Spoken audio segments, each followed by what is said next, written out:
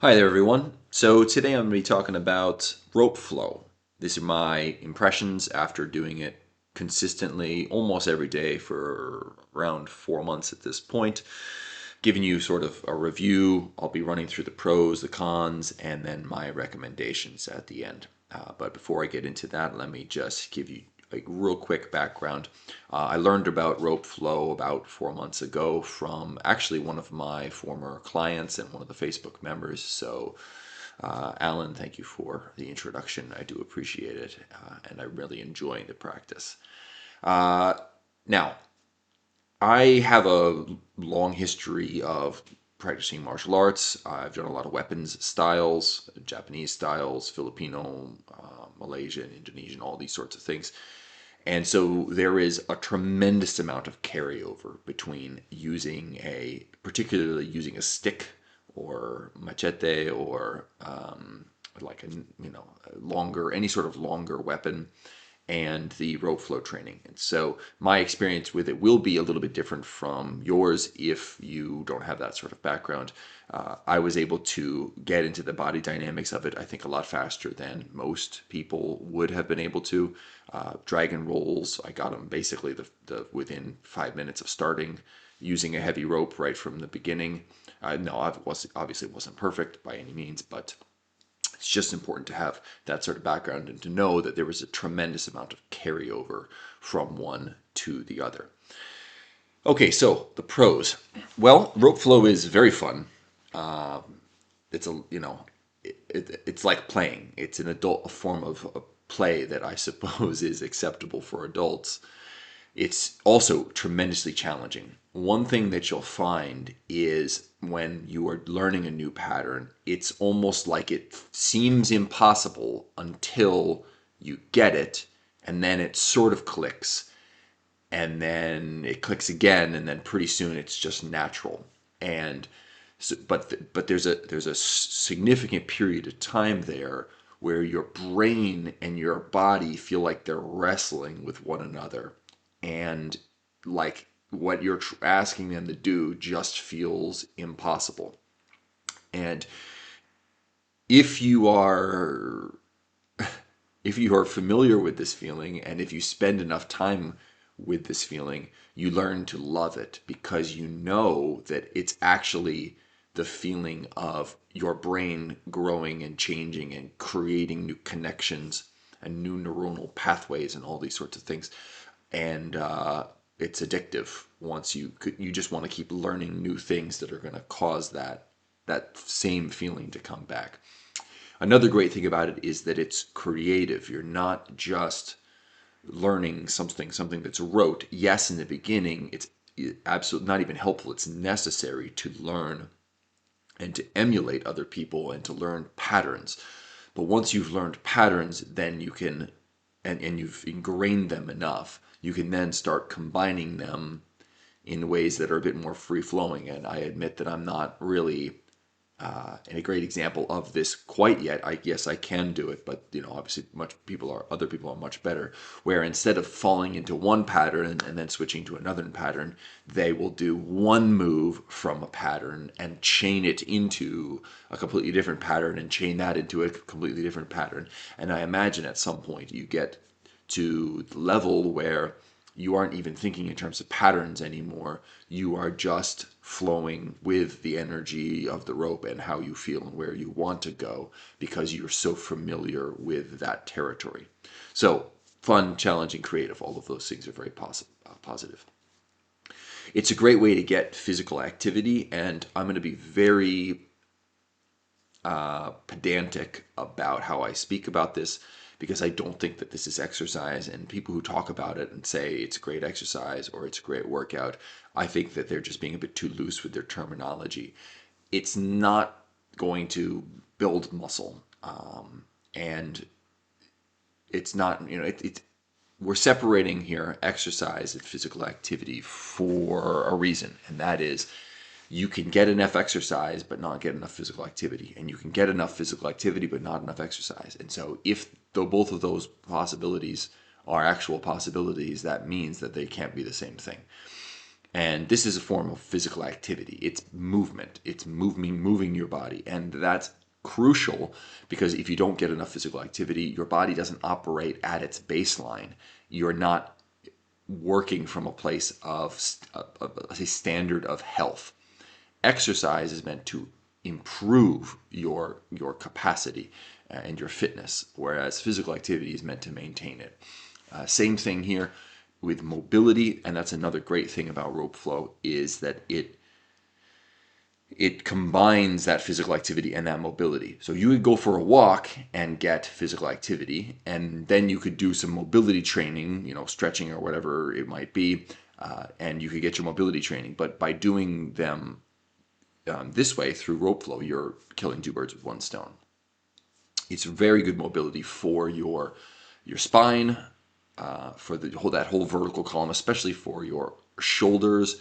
Lots of elbow movement. There's wrist movement. Basically, hips as well. I would say that you get a decent amount of mobility training through the hips if you're really doing it right. Absolutely, it's helped me with my lower back issues somewhat. It's not the best thing I've ever tried, but it has helped. Okay, so combining physical activity and mobility, that's another great point. It's a great teacher. And what I mean here is the rope is a wonderful feedback mechanism.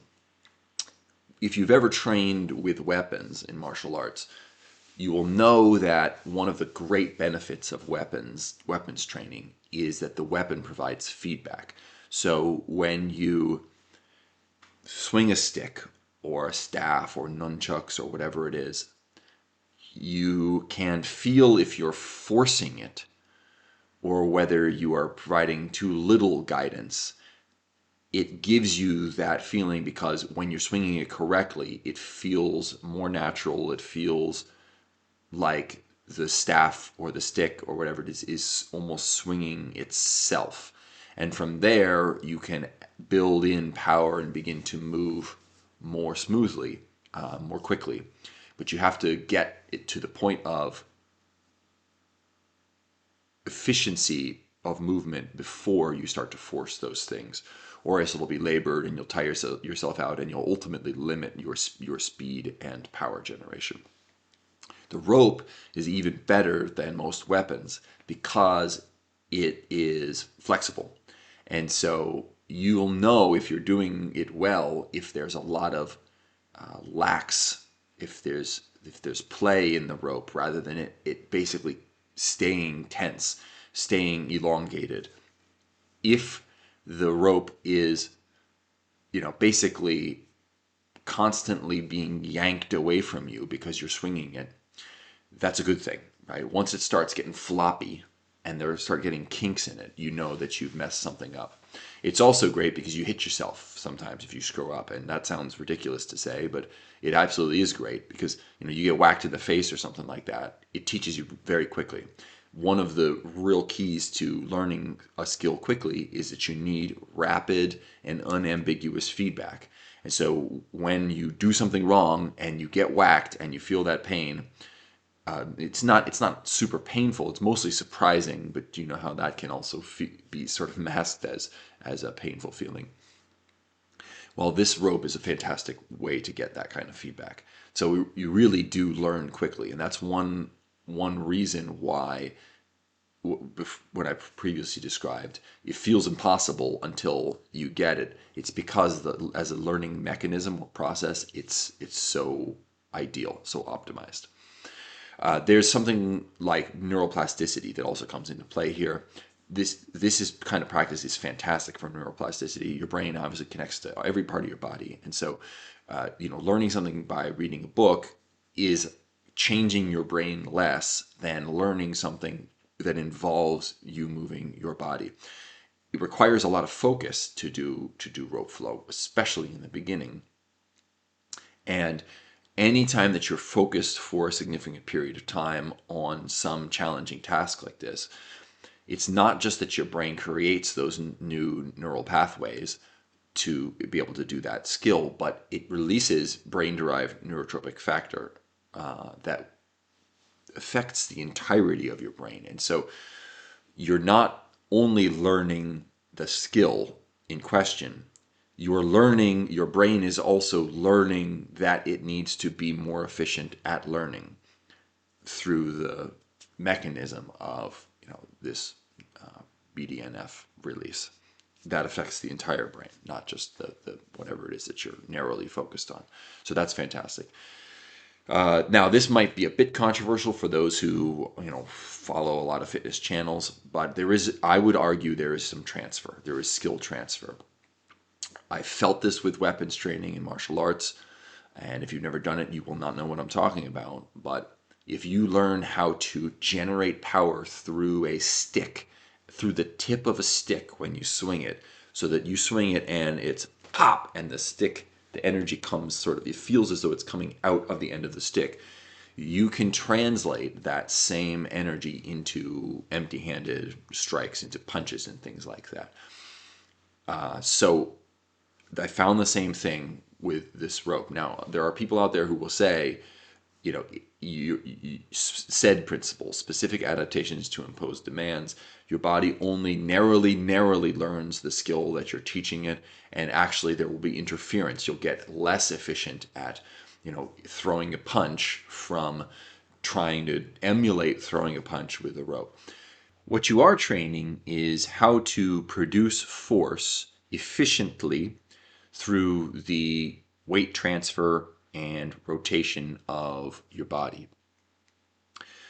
It's a bit like if you were to train yourself to jump higher. So, train your legs, train your jumping form, and then try to use that to help you dunk a basketball better. They're not the same skill, jumping and dunking, but one is integral to the other. If you're going to try to dunk a basketball, you do need to learn how to palm the basketball. You do need to learn how to get it above your head and the distance from your rim when you jump and all that kind of stuff. And also, jumping higher will help you. It'll make it easier. So when you're learning to throw a ball or throw a punch, being able to efficiently and, let's say, explosively transfer your weight and employ all of the muscle that's involved in an integrated manner, that tag that onto, extending your hand from wherever it's chambered, and how to make a fist, or how to release the ball, or whatever it is. And you should have, with very little few stumbles, let's say, you should have an improved skill as a result. Is it going to be perfect right away? No, you might need to find a way to solder those things together, but it's faster to, if you only just focus on throwing the punch, you can miss a lot of improvements that can be made under the hood. And so this is one way to identify them. What I have found experientially, though, I can testify to this, is that training, for example, the downward figure eight, one of the most basic patterns, you're working the kinetic chain that allows you to project force outside of your body through the rope so that it maintains tension throughout. And I almost immediately felt a transfer to, throwing an overhand punch or a lead uppercut, especially transitioning from one to the other. So if you're swinging the rope down like this, and then you go to hit a bag and you go whack, whack, right? It's really a similar rolling, gyroscopic rotation sort of motion in your body. And people can say whatever they want, but I have definitely felt a transfer of skill in using my body in fluidity of movement from doing this sort of training. Okay, and then the final pro, cost. You can get an expensive rope, and I have 3 of them at this point, heavy, expensive ropes. But I also started with a rope that was like $15 for 5 meters or 6 meters or something like that, and I just cut it in half and made 2 ropes out of it. So I got 2 ropes for $15, and I still use those as well. So it could be super cheap. Okay, now what about the cons? Well, it requires a lot of space. I live in Japan. I live in a tiny apartment in a nice apartment, but a tiny apartment in Center City, Japan, where the apartments are never very big. And it can be a bit annoying to find enough space to swing this around, right? Japan is a densely packed. Now, if you live in a place where you live right next to a park or you have a backyard or something like that, this will not be a concern. And so if that's the case, ignore it. But for those of you who do live in cities and maybe it's hard to find the space, yeah, it can be a bit of an annoyance. Cost is another one. So this was a pro because you can use a cheap rope. But if you want to get a nice rope, and there is a tangible difference between the nice ropes and the real cheap ones, and especially if you want to start doing heavy rope stuff, it's hard to use a cheap heavy rope. That's what I started with, and I won't think I'll ever use that again. Though my cheap light rope will stay in the rotation, I imagine. So it can be quite expensive, especially for me. I had to import the stuff to Japan, so it costs quite a bit more. But if you're going to go that direction, yeah, they'll be a bit costly. Okay, now my recommendations for this. Number one, if you are not doing something regularly that causes you to do the upward and downward figure 8 motion, then you absolutely should be doing something that forces you to do that. Okay, that motion is so basic to any athletic endeavor, the downward and the upward. And rope flow is a great way, probably the best way, to practice that sort of general capacity. I think a lot of people don't do this in their everyday life. A lot of people don't do this, and it's a terrible thing to lose. So that is definitely something. Now, having said that, you don't need to do that with a rope. You can do that with a stick. You can do that with a baseball bat. You can do that with, a towel, right? Each of these things will provide different feedback. I'm partial to the rope, though I would obviously still be doing it with weapons and things like that. Okay. So if you're not doing something like that, absolutely find a way to incorporate that into regular practice, regular daily practice. Okay, then it's not a workout. Okay, this is not a workout. People who say I'm going to get a workout doing rope flow, okay, they're just not being careful with their terminology, or which leads to muddled thinking as well. It's not a workout. It's skill practice. It's a physical activity. It's a mobility work. Okay, so please be careful with that. You are going to still, you can't make this your workout. You definitely can't lean on this as a fat loss solution or something like that. Can it be a piece of a larger plan that leads to fat loss? Sure, absolutely. Physical activity is very important, but not for the reasons people think. Okay, so it's not a workout and it's not a fat loss solution. It's also not a complete mobility solution, and maybe this should have gone in cons. It's definitely better for sort of your spine, your shoulders, a lot of upper body mobility that's happening, and some in your hips. But yeah, I mean, can you incorporate things like, lunging and that kind of stuff into rope flow? You can. It's just the nature of the rope. A lot of the swings that you're doing with it drop below your knee. They go around your feet. So you're not going to be doing a lot of like bending forward, for example, when you're doing this. You're not going to be stretching out your hamstrings a whole lot. There's not a whole lot of, opening up the hips in a way that if you don't do that regularly, that you probably should be doing. So just this is all to say, it's not a complete mobility solution. Is it better than what most people are doing? Yeah, probably. And could you incorporate it and get some good results? Yes, absolutely. But it's not gonna tick every single box in terms of mobility. Okay, so having said all that, rope flow is a very fun, very challenging, it's creative activity. Yeah, go give it a try. Don't listen to me. You just spent a long time listening to me, but give it a try for yourself. You got to test it out and see whether you like it. Get a cheap rope to start with. Don't listen to the haters out there. Cheap ropes are fine, but you do want to get one that's going to have a little bit of weight to it, and start swinging it around. All right. Thank you so much. And I appreciate everyone who does the sharing and the liking and all that kind of stuff. So y'all have a great day. Take it easy.